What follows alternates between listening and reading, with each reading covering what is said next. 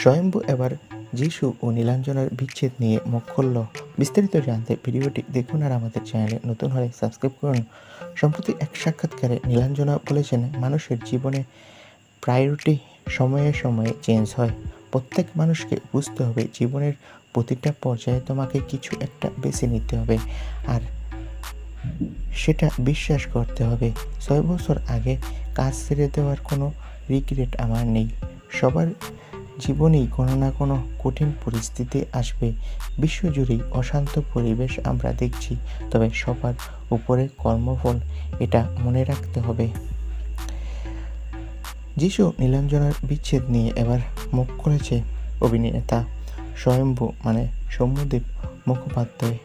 জগদ্ধাত্রীর এই নায়ক বলেন, টলিপাড়ার অন্যতম সুপারহিট কাপল বলা হয় যিশু ও নীলাঞ্জনা দিকে। প্লিজ তোমরা দয়া করে আলাদা হওয়ার সিদ্ধান্ত থেকে সরে আসো।